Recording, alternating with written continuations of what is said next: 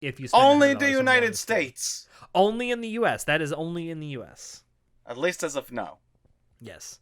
So you had something you wanted to say about this one, I know. No, let's finish. Let's finish reading the article, Okay. and then I'll. Okay. So the last tier that they have is called the Ultimate Fan tier. So, and this is only available in the U.S. So it Because costs. there's nothing outside the States, right? That's right.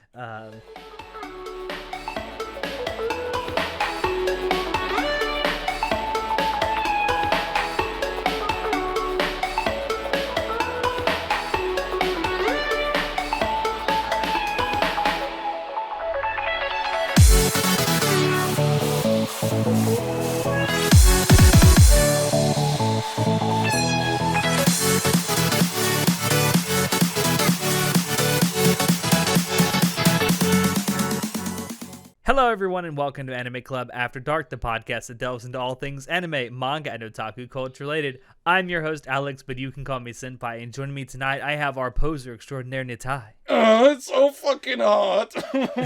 God, you need to get your AC fixed, man. Oh, I'm dying. You live in the desert. This is not the place to not have AC. You don't even know it's so hot this time of year. I'm so ready for this summer to be over. That's the summer in the desert. What do you fucking think was gonna happen? But like the rest of the year, at least the nights are cold and nice, you know? Now it's just... hot all the time. Hot. Hey, be thankful you don't live in, forget where, is it Denver? Denver, Colorado, who this upcoming week is going to have, I think it's on Tuesday, they're going to be 97 degrees Fahrenheit, and then 2 days later, they're going to be below freezing. I mean, I'm thankful I'm not living in the States for more reasons than the weather, you know? Okay, well, fair enough right now. But anyway, before we actually get into what we're going to be talking about tonight, I want to talk about something that is somewhat tangentially related to what we're going to be talking about. And that's this bit of news that actually came out toward the beginning of August, and we've kind of been neglecting ourselves and sitting on this for a little over a month now. And there was this article that was released detailing some news of some anime studios in Japan that were coming together to launch a YouTube channel to stream anime on completely for free. And, you know, piracy has been in the news and on people's lips a lot recently with, you know, the anime fandom.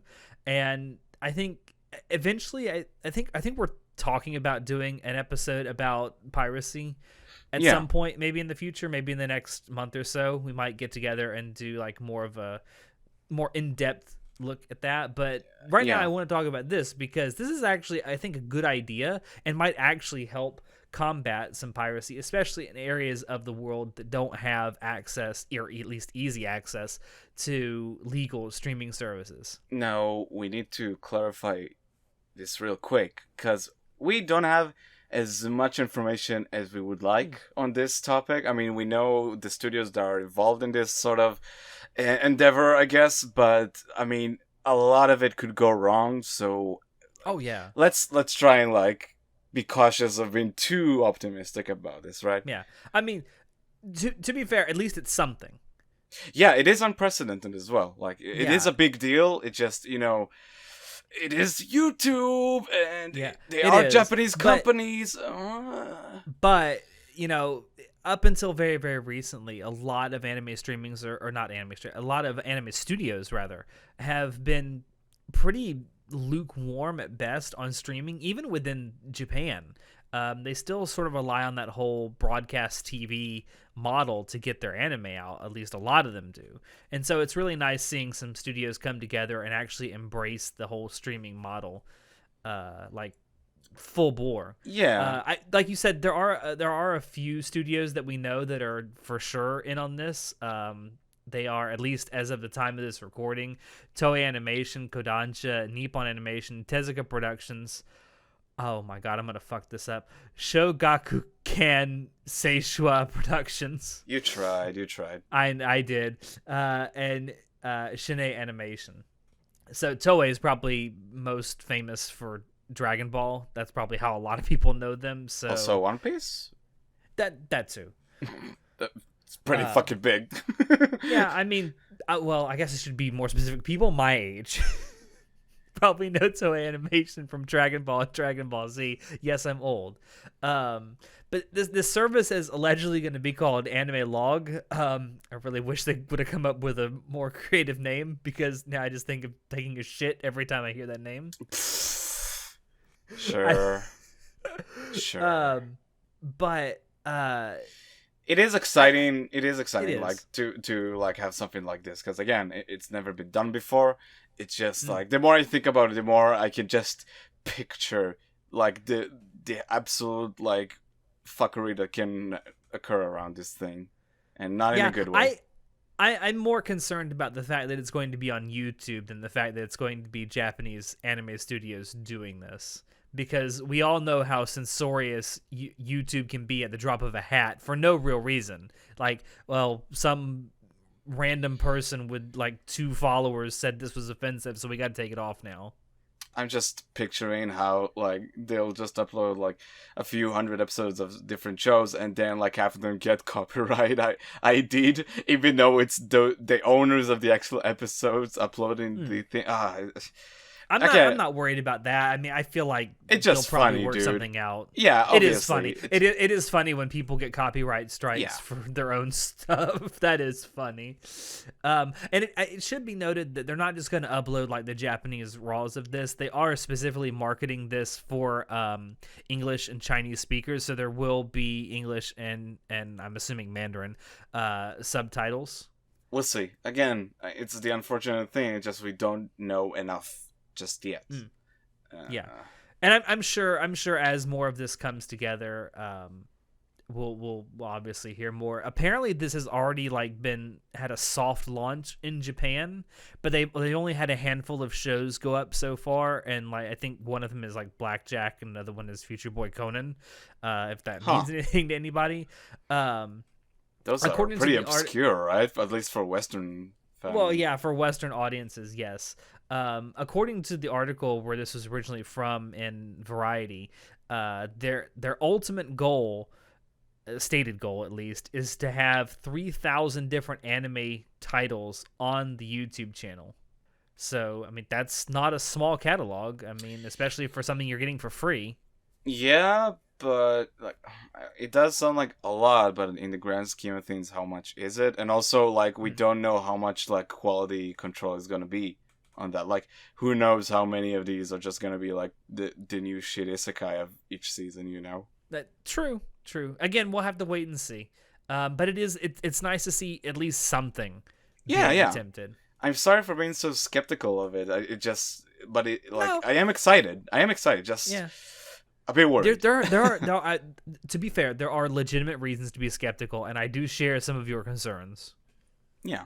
But anyway, to the actual topic we are going to be talking about tonight. Far be it for us to turn down an opportunity to shit all over Crunchyroll, and we're not going to turn it down again tonight. For the record, both you and I use Crunchyroll?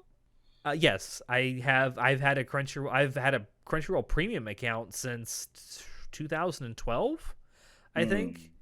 I think I got it the year before Attack on Titan came out. I remember that specifically because a shit ton of people ended up getting Crunchyroll premium accounts just to watch Attack on Titan as it came out. Yeah, makes sense. I mean, I think I've been using the site since 2016, maybe.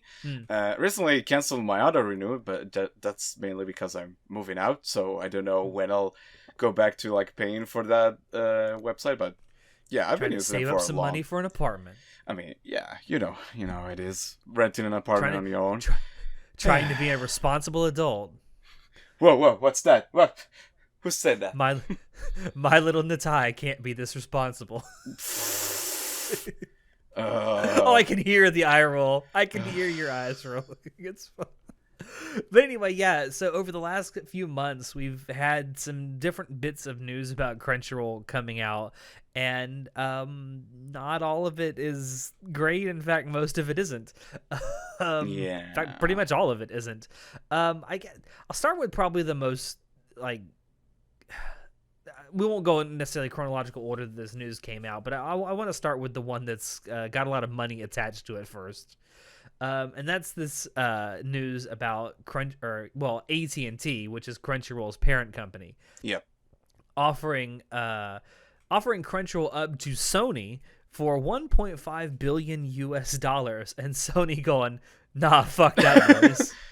That's a lot of money, and like, what a weird like story this is, right? Because on the one hand, weird. It's so there's so much to like try and figure out in this. Because again, honestly, but again, both you and I don't really know what they're even doing over there. Let's be frank, but just there's so much going on here that's like I do know one thing.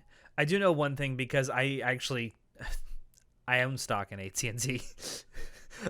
So I try and keep an eye on the things I actually do invest in. I do know one thing: AT&T is in a shit ton of debt, metric fuck ton of debt, and they're trying to offload as much as they can and turn it into cash assets.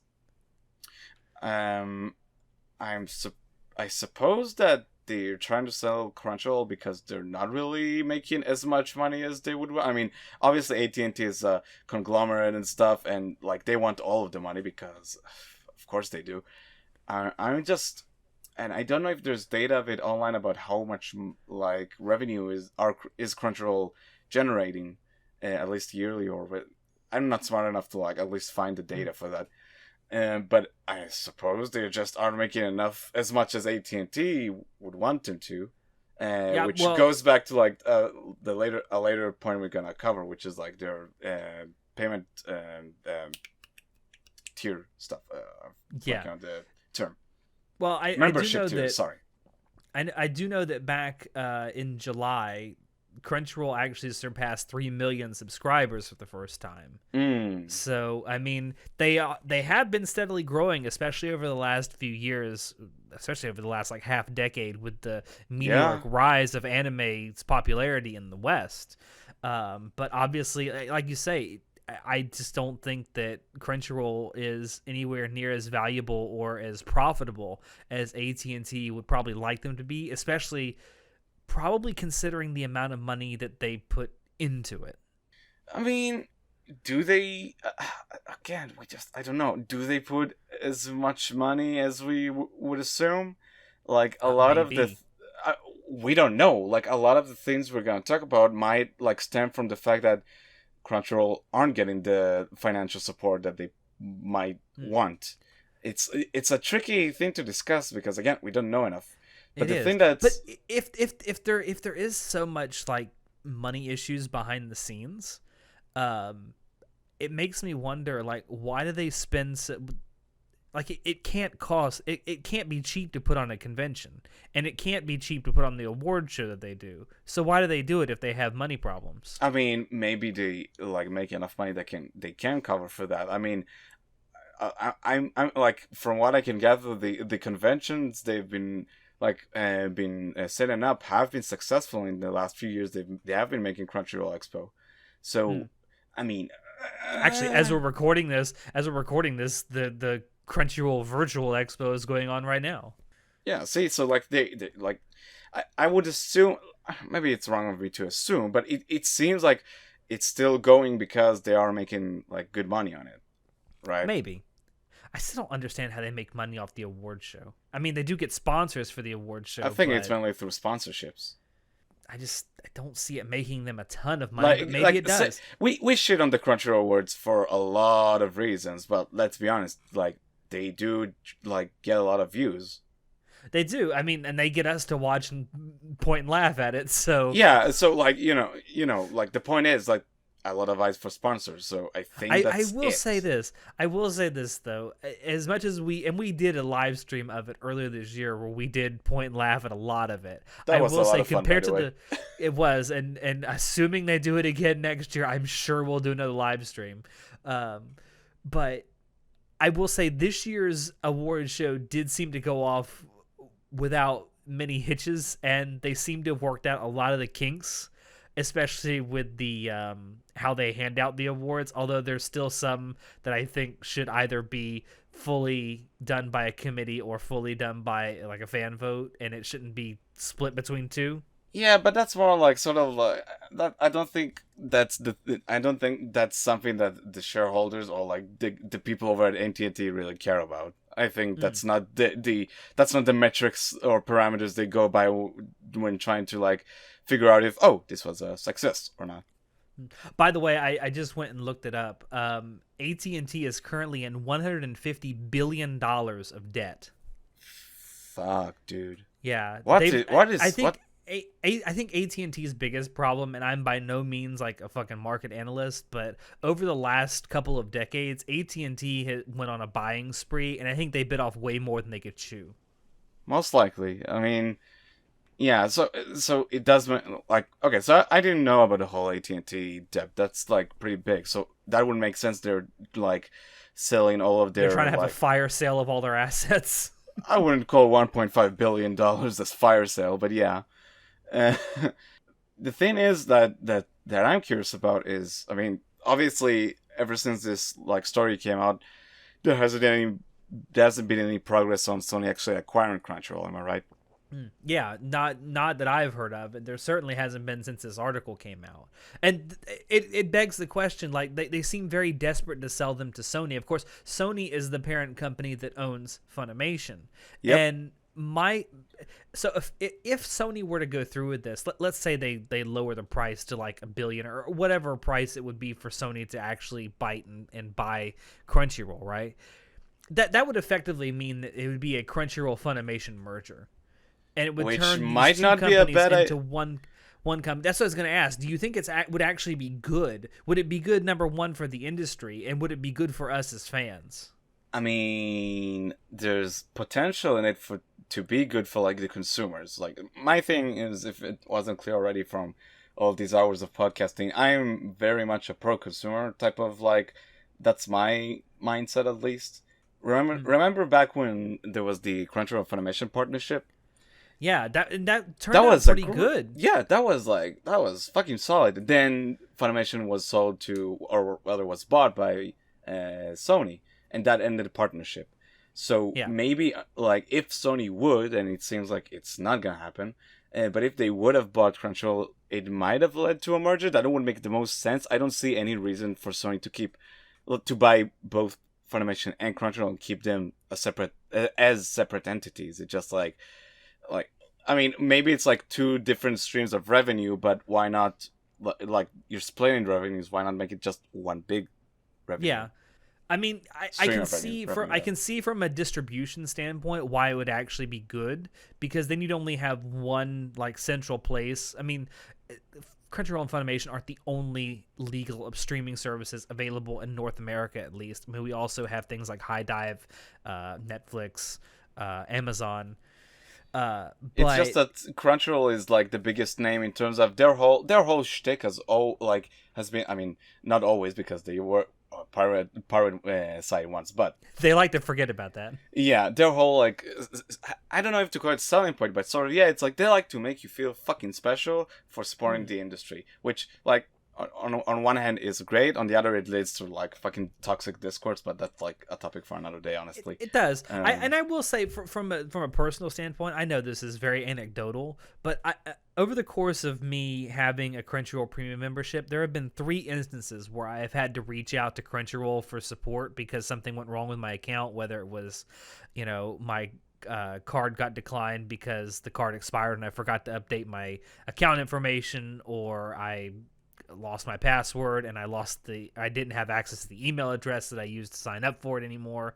So like 3 times now that's happened, and my issue has been resolved by Crunchyroll support in less than 2 hours. Which is great. I cannot ask for better support than that from a service that has over 3 million active members.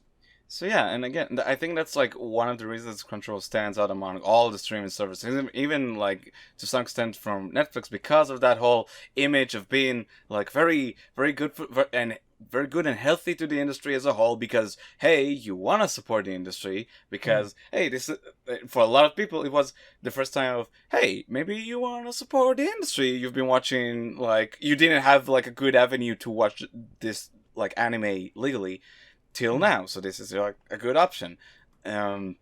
Which is funny because that whole imagery is gonna be like sort of distorted lately because of a lot of really shitty practices that have been revealed. Yeah. I don't know. And then there's a part of me that's like, is Sony even the best company to be doing this? Because because Sony as a whole, especially with their PlayStation division, is really weird with some shit, especially when it comes to censorship. Like, they seem to despise anime titties, but all the shit that happened in The Last of Us Part 2 they were okay with. I mean, I don't know how much that really... I don't know if that's a thing. Like, I mean, if I you're know, talking, but you're then- talking but about then hear me out. the interspecies reviewers, is that what you're Yes, but referring to? that was Funimation. I have a distinct belief, and I think it's actually been shown, like, for sure now, that was a Funimation decision. That wasn't a Sony decision. So, I mean, does Crunchyroll really want to get in bed with that? I don't know, because I mean, that's the thing. Like, I don't know how much ever since Funimation was bought by Sony, how much have things changed? Like, it doesn't seem like a lot, right? Not a lot. It does seem like Sony has kind of let them do their own thing. God knows that their app hasn't changed. It's still shit. Yeah, I mean, for better or for worse. So I don't know if that's really something to... I don't know if I should say feared of, but like to... I don't know. I don't think that's really a concern, honestly. Maybe. I just... I do fear... I think competition is healthy, especially in an entertainment market like this. I don't want to see it all. I don't want to see there be like... I don't want to see a creation of like one giant conglomerate for anime. I don't think there will be, especially with Netflix in the game now, because Netflix is huge, and so is Amazon. Which is funny, honestly, because on the one hand, you're right. On the other hand, the problem is, to a lot of people, and it's very understandable, is because of how many different streaming services we have, that all of them just want to have like exclusives on top of It's a each other. double-edged sword. It's exactly. It is 100% a double-edged sword. So it's kind of like like we have a really big issue here that needs to be fixed to some extent somehow. I don't know.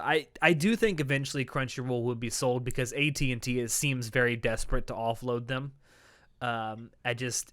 It may end up being Sony. It may be someone completely different. It may be someone we don't expect. It may be not one of the the usual suspects. God, watch it be Microsoft. I don't see that happening, honestly. Or even worse, Apple. I don't know, man. It's a weird story, and we haven't heard any updates so far. I mean, I'm looking right up like to see like a new story about this, a new article, but nothing so far. And that's been like 2 weeks ago, or maybe even it's more so well, than the article itself, where all this was laid out, came out. Where is the publishing date? August 13th. So August 13th of 2020. About 3 weeks. As of 3.5 weeks ago at the time of recording this. At the time of recording, exactly. So we'll see. We'll see. It's strange. It is one of those things where, like we talked about before, we're gonna have to wait and see. But since you did mention it, I will move on to the next thing we want to talk about. This is kind of an older story, and it's based off it's sort of like a ongoing thing that's been happening behind the scenes for a long time, but a lot of this was brought to light back in early July by a YouTuber called the Canepa Effect. Canepa Effect. Yes. Shoutouts to him. He makes good stuff. Yes, he does. So definitely go subscribe to him if you haven't already. He does make some really good videos from time to time, and it kind of detailed this sort of, I don't know if you want to call it an open secret. It certainly has been an open secret among people within the industry for a while, it seems. Yeah. But how little Crunchyroll translators actually make. Like, so when I first saw the title of this video, and I will definitely link it down below in the description if you haven't seen it, definitely go check it out, because he actually he dives a little bit more into detail than we're probably going to, especially about the history of how this came about. But but I looked at the title. The title is "It's Impossible to Live as a Crunchyroll Translator," and I thought, oh, maybe they're only making like $1,000 a month or something, or like Mm-mm. maybe a $1,500 a month. And then I found out through the course of this video, it's $80 an episode, Which is which is nothing. insane. It's insanely low. That's nothing. Considering, like, this is kind of personal to me and you because you and I are both multilingual, right? Yeah. We know what we know. I don't. You might think this, that translation is as much an art as it is a science. Yeah, one of my extra like studies back in high school was actually translation, specifically from English to Hebrew and the other way around. And translating can be rough. It can take you.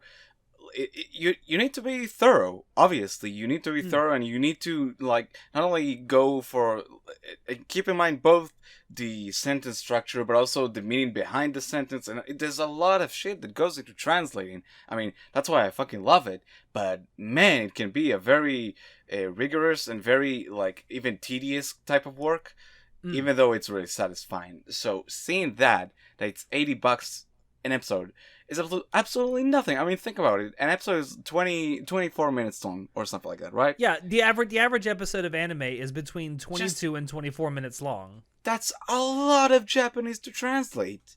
Now, That's not necessarily, because this was mentioned in the video, and I think it's a fair point. It's kind of a crapshoot as to what episode you're going to get as a translator. You're not guaranteed certain series or certain episodes, so you might get an episode of a shonen where it's literally just two people fighting for 22 minutes and they're just screaming a lot.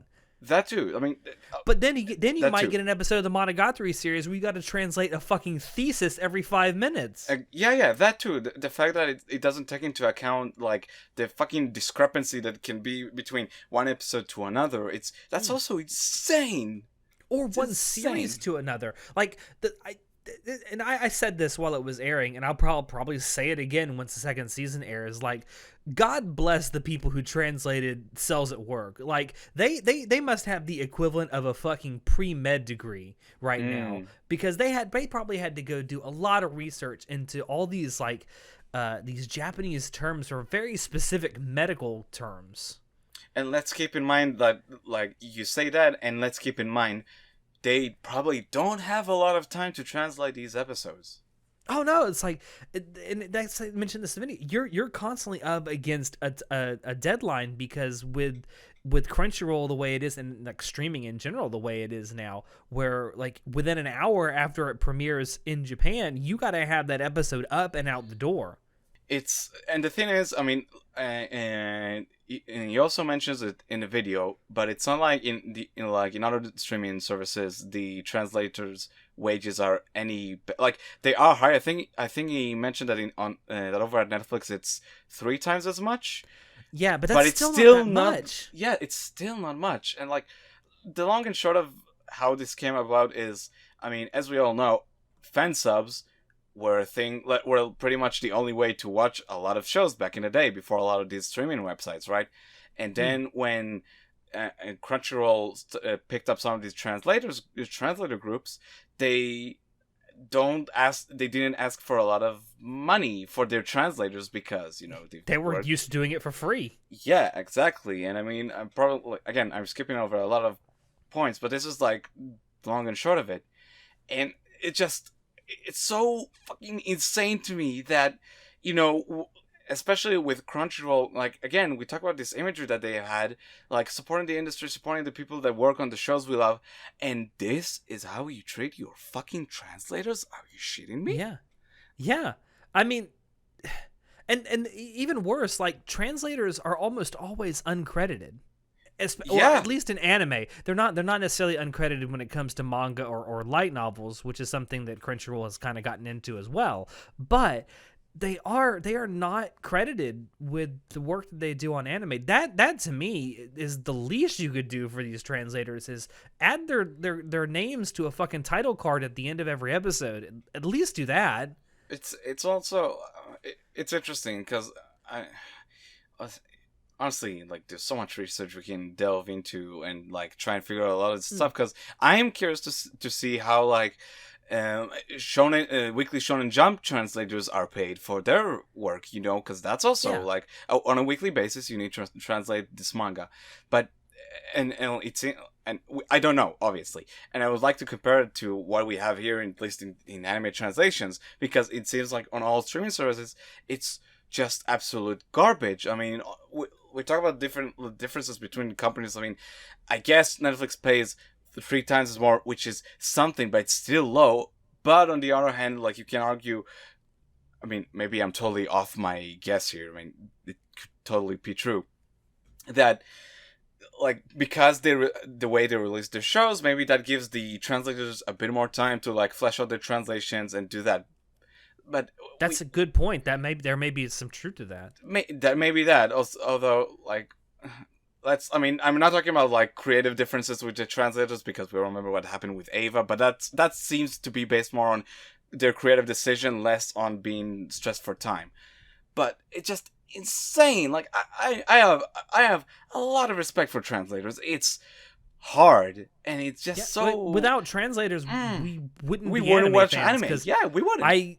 I mean, I can look at the pretty colors and the nice action sequences and like that's nice, but I don't know what the fuck is going on when they talk. Without translators, we wouldn't have watched Monogatari, which is for both of us one of our favorite shows ever. Yeah, it is. And like these are we talk about how animators get shafted all the time, and they do. It's not to take anything away from them. Animators in Japan get shafted all the time when it comes to money and the insane amount of stress that they're under. Yeah. But for us outside of Japan, who rely on these translators for us to consume the media, whether it is through subs or dubs, because even if the show is getting dubbed, it still needs to be translated first. And translators do that kind of work too. I mean, these are the fucking unsung heroes that we really need to take care of, because, like, you think about learning Japanese, right? It's not the most widely spoken language in the world. There's not a lot of impetus for people to actually learn Japanese. There's only one nation on earth that has Japanese as an official language. It is Japan. Where if you learn English or Spanish or, hell, I mean, even Mandarin, because it's fucking 1.5 billion people that speak that. Yeah. I mean, at least you can get some utility out of that outside of your passion, which is anime. But it's I can't imagine it's easy, waving people into this career choice when you say $80 per episode. And that's something else that was mentioned in this video too, that a lot of people that are in this already say the only reason they haven't left is because they love anime so much. And that, to me, not giving them some kind of a, I hate to use this term, but a living wage, or at least a livable wage, seems like they're preying on their emotions.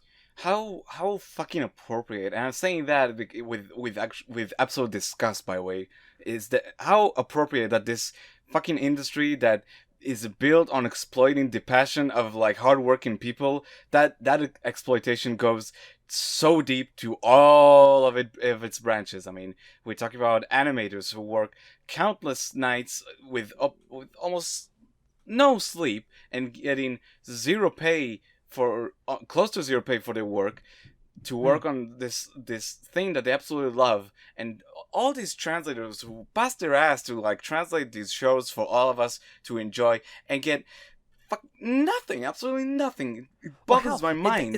And you think, well, maybe it's just the bottom rungs. No, because I was at a panel at Otakon a couple years ago where Yo-Yo Shinari, one of the heads of Studio Trigger, was fucking there, and he says that he spends more nights in his office working than he does at home.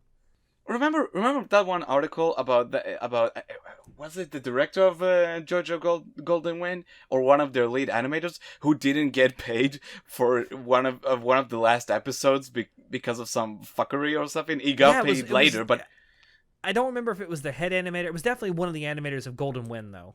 Yeah, one of the chief animators there. And it's like, man, how can this like exploitation run so deep into every corner of this industry? Like, it's so fucking frustrating. Like, it is. And I don't, the only thing I can say for any kind of solution to this is instead of maybe paying, I mean, I guess you could still pay per episode and just increase the amount, but that doesn't seem fair because it's so random what episodes you're going to get or what series you're going to get. Instead, why don't you actually pay them a yearly salary, especially if they're going to work directly for you? I mean, yeah, why not? Obviously, if Crunchyroll goes out and hires like a third party to do their translations, they have no control over that. They have no control over what that third party is going to be paying their people. True. So, I mean, I can't really complain about Crunchyroll for that. But they do have in-house translators. And I'm like, just give them a salary. Give them a yearly salary. I don't know. I guess it would depend on where they are. And that's something else. I wonder how something like this might actually be affected by COVID. Because I think that, well, in my own mind at least, I'm not exactly sure the logistics of it because I've never worked in the industry. I've never also done translations for pay either. But it seems like the type of job that you could pretty easily set up to do from home. So I mean, there may not be an impetus for people to be all in one place. I mean, yeah, and also I think it's something that they should like bang their heads against the wall to figure out how to do that and make sure their workers are safe, because why wouldn't they? Like Crunchyroll is headquartered in California. California is the most expensive state to live in this country. I'm thinking, well, if you could outsource that, or not outsource it, but if you could hire into your company people who live in places where it's very cheap to live that could speak Japanese and do translations for you, somewhere like, I don't know, Oklahoma or Tennessee, or here where I live in Florida, where it is, at least compared to California, very cheap to live. It's also frustrating because I mean a lot of people like we can spitball all these different ideas about how to make these translators' lives way like just normal by getting better wages and stuff, and some people might say, oh, they can't because reason A, B, and C, but I mean, again, different streaming services offer better wages for translators, so from the get-go, like, there's no excuse. They can raise their wages for something better. Is it enough? No, it's not enough. But at least it's something for now. I'm really just not getting why it needs to be this way. Why not treat your workers properly? It's because they're exploiting their passion. Yeah, it's the same thing with animators in anime studios. I mean, it's literally just exploiting people's emotions and passions. It's so and like after I watched the video and delved a bit into that whole topic, like the more this frustration just kept boiling inside me.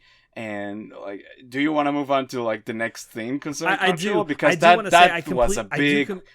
I do completely understand where you're coming from, though, because in this video, if you look in the description for that video, he lists a lot of the sources I think all of the sources actually that he used to put together the video. And the more you click through and the more you keep reading, the more angry you get. It just shouldn't be this way. It shouldn't. No, it shouldn't.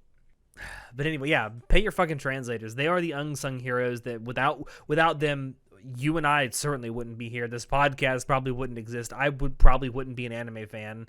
I pay your fucking translators. It's so again. I'm coming back to this word frustrating because I expect more from these companies. I expect more from fucking Crunchyroll that waves its flag around with like its positive message, which I'm all down for. But no, this is not right. This is not right. Why? In the words of the Mandalorian, this is not the way. Yeah, I'm just. As some again, I'm just rambling at this point. But again, as someone who translated before and loved translating, and heck, maybe someday in the future, that's totally a career path I was thinking about from time to time. Whether it's like just translating movies and stuff, like. It's a career path I've been thinking about. And to think that if one day I'll specifically try and get into translating anime, because I have been thinking about studying Japanese, and this is what I get, it just... No. And I'm sure a lot of these translators know how much they're worth. And it's so depressing to think that they they can't. They can't Yeah. get paid well for doing the thing they love doing, you know? Yeah. It's like, That what they're the fuck? doing this, which is a high stress job anyway, because you're up against a tight deadline because you got to get it out an hour after it premieres in Japan. But you're also having to take like side jobs, side translation jobs, or have a 9 to 5 job on top of this. I can't imagine how stressful of a life that must be. Like I worked 3 jobs at one point in my life simultaneously, and it was not that was frustrating. Thank God I only did it for a few months, but it was frustrating as hell. I can't imagine what it must be like to be constantly up against that deadline and then have to go to another job. Yeah. But anyway, let's move on to from something frustrating to something that reeks of desperation. So, Crunchyroll. This is probably the most recent bit of news that we're going to talk about. Back on August 25th, Crunchyroll announced that it was coming up with new membership tiers, and they're not good. it's not great. So currently, or at least I guess by the time this goes up, it'll actually be previously. Crunchyroll essentially just had 2 tiers. You had the free tier and you had the premium tier. So the free tier was, basically what it says on the tin. It means that you didn't pay, and the streams that you watched were typically delayed by a week or so. And they had advertisements throughout them, usually at the beginning and the end, and there was usually like 2 or 3 like rolls of. Also, of there ads was in the middle. an even higher tier, if I'm correct, right? Which just had extra perks. I think they also had one where you paid like an extra $1 or so a month and you got access to their manga catalog, but I think they scrapped that after a while and then just bundled that into their premium thing. Okay. But anyway, so now they have, well, if you live in the United States, they have 4 tiers. If you live outside the United States in English-speaking territories, they have 3 tiers. And apparently the company, it says here in the article, the company is going to implement new tiers worldwide in early September. So look forward to that if you're living outside the United States and outside of an English-speaking territory. So in the United States, I'll go through all 4 of them. So there's the free one, which is essentially staying exactly the same. Just no fee. Basically, you just sign up with an email address and a password. They'll have advertisements, and you'll get new simulcast episodes roughly a week or so after their premiere. So the one that comes after that is the fan tier, and that's going to cost $7.99 per month, which is what you're paying right now for the premium subscription, and it's almost identical to what you're getting in the premium subscription. No advertisements, simulcast episodes coming out within an hour or so after they air in Japan. I think it also gives you access to their manga library that they do have. Also, their store and whatever. So far, yeah, the store. Yeah, it's okay. That's basically it. It's basically just a rebranding of the premium tier to be called a fan tier, essentially. And that's, like I said, it's $7.99, so $8 $8 a month. Yep. So the next one up is called the Mega Fan tier. So that's going to cost $9.99 a month, so basically $10 a month. It includes everything from the fan tier, and it also enables offline viewing. Welcome to the 21st century, Crunchyroll. Oh, so much. Netflix has only had this ability for what, 5 years now? Oh, I'm so fucking ready to talk about it. Okay, keep going. Hold on. Has offline. It enables offline viewing, and you can have 4 streams going at once from the same account. Again, something Netflix and I do believe Amazon has had for a while now with their streaming services. And also in the United States in particular, people in the Mega Fan tier will be able to get a $15 discount off of $100 purchases every 3 months in the Crunchyroll store. So basically 4 times a year you can get a 15% discount if you spend only in $100 the on United $1. States. Only in the US. That is only in the US. At least as of now. Yes. So you had something you wanted to say about this one, I know. No, let's finish reading the article. Okay. Then I'll... Okay. So the last tier that they have is called the Ultimate Fan tier. So, and this is only available in the US. So because it costs. there's nothing outside the States, right? That's right. So this is going to cost $14.99 a month, so essentially $15. It includes everything from the fan tier, and it also includes everything from the mega fan tier, but it also will include an additional 2 concurrent streams. So that brings it up to 6 concurrent streams from the same account. It also ups the discount you can get from $15 a month to $25 a month. $15 to $25 off of $100 purchases every 3 months in the Crunchyroll store. And lastly, members in this tier will receive an annual Ultimate Fan member swag bag and access to exclusive member-only merchandise. Okay. That's coming directly from the article. Okay. So, first thing first, I have no issue with the perks in the last tier, whatever, with the swag bag and the discounts. I don't with everything. I don't know comes, who asked for it, but I don't really have a problem. No. Like fuck whoever asked for it. That doesn't matter. Like the thing is, I don't mind. Like discounts, great, nice. I'm all for it. Really, I couldn't care less. But yeah, cool. Give people reasons to like go for this stuff if they have any interest in. Sure, I don't have any problem with that. But offline viewing is a big fucking deal, especially for people who've been using Crunchyroll for the past several years, right? This has been a very, very much asked for feature for a long ass time. And then Netflix implemented it. A lot of other streaming services implemented it. It's a thing that we like. It's possible, you know. It's not science. Like it's not like a science fiction. It's possible. I'm about to say it kind of is science. Yeah, no. Science. I'm sorry. I'm sweaty and I'm pissed. So sorry if I fumble my words. But anyway, it's not science fiction. You can do it. So to put this, and it is a quality of life feature, behind a higher tier list, behind a paywall, is so fucking scummy and so fucking shitty that it reeks of just, you say desperation, I just say greediness, like corporatism. Yeah, probably. Like fuck that. Like it's so like why they know that people have been asking for this feature for a long ass time. They know people are willing to pay for a streaming service. This also, I'd like to point out that this fucks over current premium subscribers as well, like myself, because with the what they call the fan tier, which is the new premium tier, you don't get the offline viewing or the concurrent streams. You just get what you basically got now. We don't, and I fucking hate this argument. I'm so sorry, but it makes me so mad when people say, "Oh, it fucking takes. We need to support them so they can like run this feature."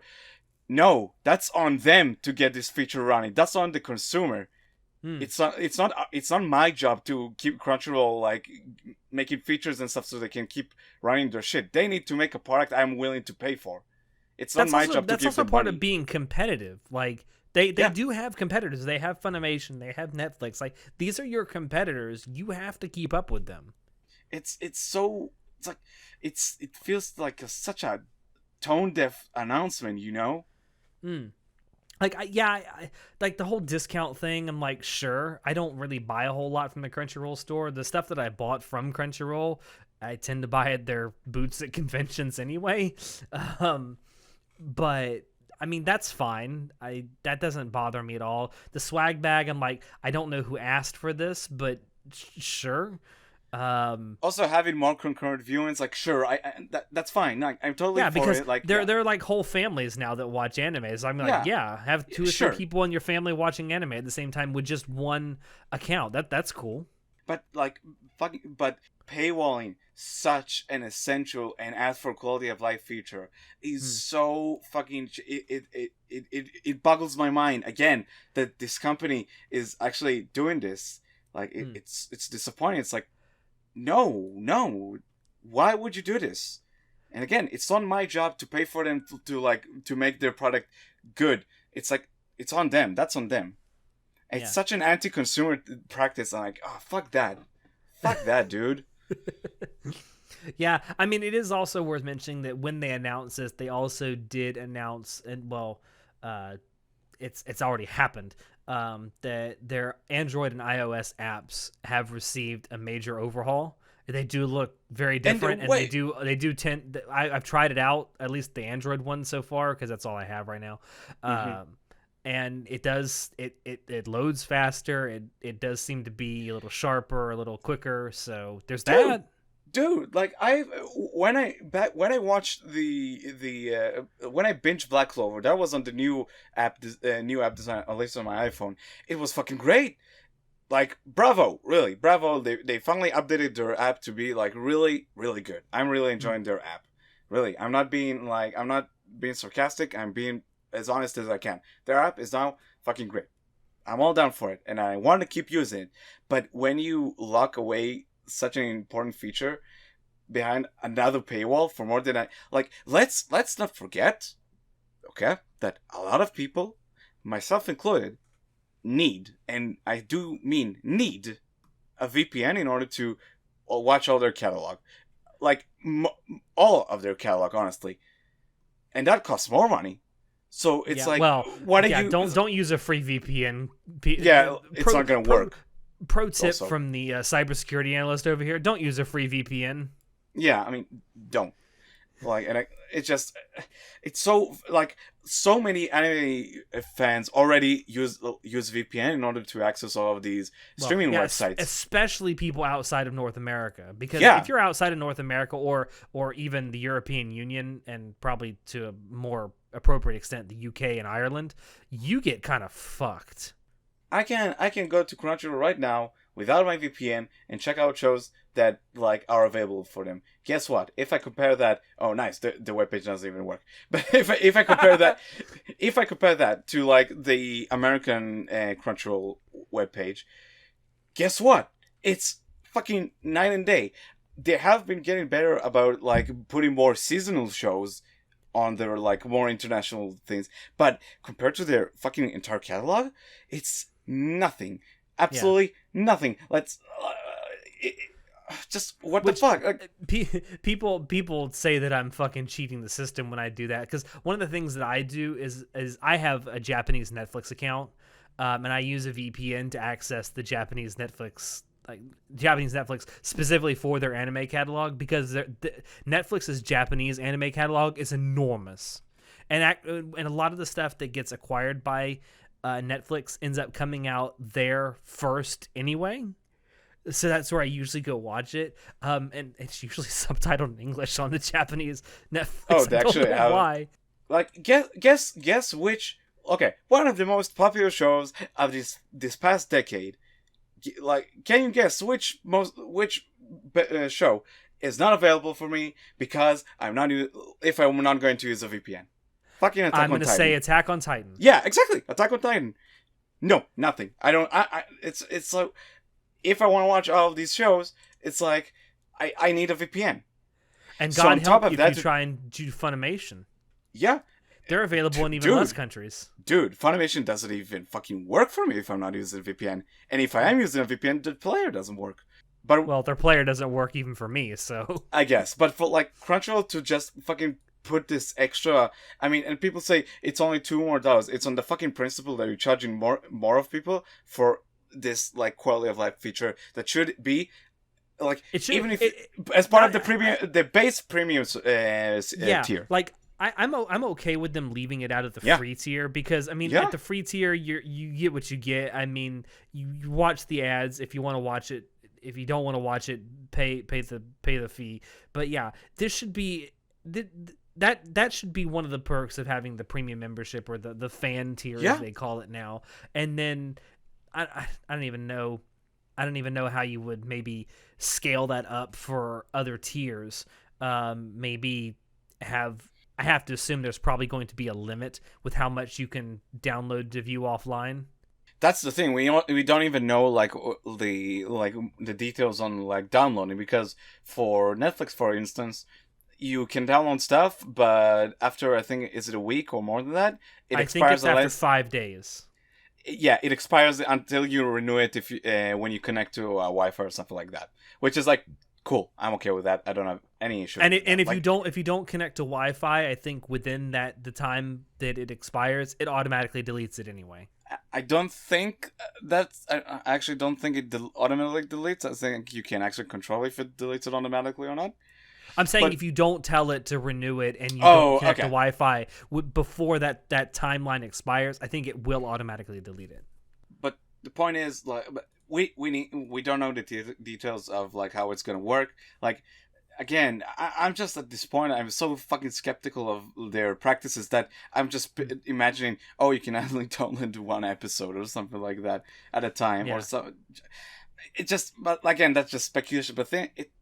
Oh! I will say the last couple of times that I've flown, I have utilized Netflix's, Same. offline viewing, and like I'll go and I'll find some anime or something, either one I haven't seen in a long time that happens to be on Netflix, or one had been planning on watching. I'll just download like the first 5 or 6 episodes, and I'll just watch it on my plane ride.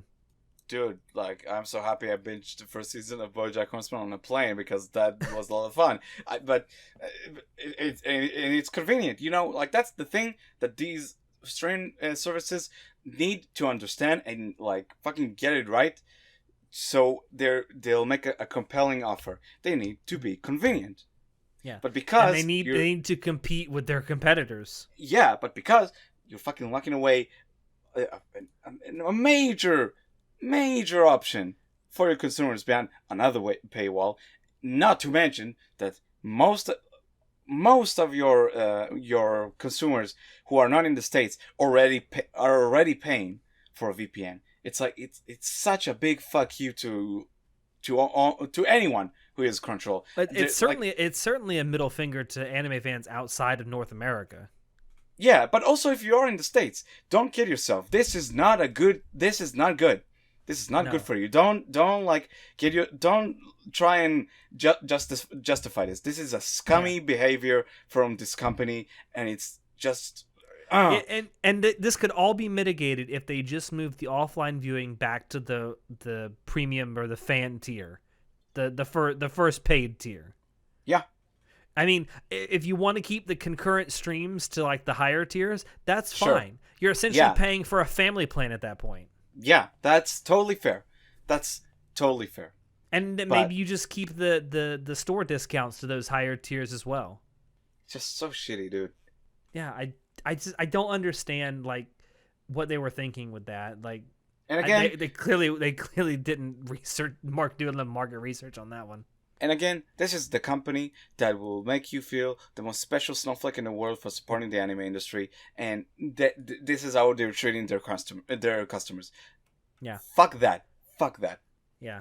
So yeah, that kind of leads us into something that I was gonna wrap up with this, but we kind of led with it about, are these streaming services worth supporting anymore? Because I mentioned at the top of this episode, there's been a lot of talk recently about piracy within the anime community, and it's kind of come center stage again.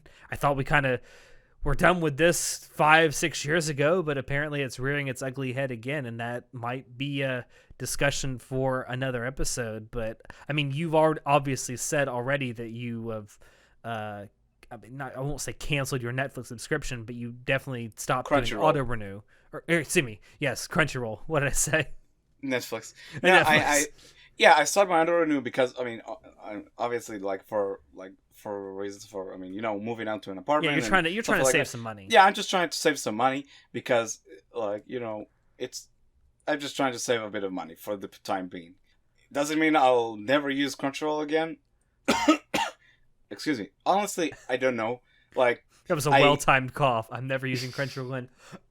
Oh, they got me. They got me. I honestly don't know what to tell you, because I do think there is value in their service, and again, I do find it like convenient to some extent. It's just all of these fucking practices, whether it's the way they translate wages or this new membership tier system they're going to implement, it just rubs them in the wrong way so much that I'm just thinking to myself, why should I support them? And it's and I'm sure a lot of people are going to just jump in and say, "Oh, support the industry," but no, like, I'm willing to I'm sure we're gonna delve into that whenever we talk about the Kiss anime and just piracy as a whole. But myself and a shit ton of other people are willing to pay for all of these animes that we love and appreciate and all of that. But and we're also willing to directly support the industry too, yes, because yes, I very pay much. every month. I pay fucking money to Studio Trigger with their Patreon, and every time they do a live stream on Twitch, I'm fucking sending them money. Yeah, and that's like also something I really want us to get into once we talk about Kitsune. But my point being is, I don't want to support these companies that like are just practicing are doing all these shitty practices, and like it's just not right. Yeah. I'm not going to support them. I think that's what a lot of people are missing. That a lot of people who are not subscribing for these streaming services don't want to support these streaming services practices that they don't agree with, and like I can understand that. I really can. But Natai, it's not for you. It's not for me. It wasn't made for me. Ergo, I don't deserve watching this content. Fucking idiots, snowflakes, pieces of shit. God. This is how we get Natai really passionate about shit. We talk about this. I'm also sweating as hell right now, so that also... Well, that's a good reason to end this episode. So, yeah, like, do look forward to that. We are going to be talking more in depth about this stuff on a later episode. I almost said issue, like it's a fucking magazine of the podcast. Hopefully, we'll manage to get the rest of the guys for this. Yeah. Well, John's enamored with a girl, and God bless him. God bless him. Yeah, bless you, John. We miss you. Also, I found out that he's dating someone. He says that the girl he's dating is like me, but a girl. That's so I'm concerning. really, I want to meet her now. That's very concerning. I really want to meet her now just to verify this. But anyway, thank you all for dropping in to listen to us. We hope you enjoyed it because we sure enjoy bringing this stuff to you. If you want to check out previous episodes of the podcast, you can find us on Apple Podcasts, YouTube, BitChute, SoundCloud, and Spotify. If you want to keep up with what we're doing, you can join us on Discord, Facebook, Twitter, and our website. Shoot us an email if you have any questions or if you have ideas for topics you would like for us to talk about in the future. Do check down below for our affiliate links where you can download Camp Buddy if yaoi and BL visual novels are your thing. Also, we have merch store now, which you should definitely check out. Link below in the description. Yes, I should really make this outro a little shorter. It's starting to get long. Anyway, as always, I have been your host, Alex, and I will see you next time. Say goodnight, Natai. Bye. I'm dead. I got nothing. Just a pile of sweat over in the corner. You don't even know. Oh. I'm so glad there's no webcam because I'm sure it'll just the reflection from all this sweat drops is gonna break your screen. If there's a webcam, we'd probably see you naked right now. I mean, I am in my boxers, you know. Good night, everyone. What?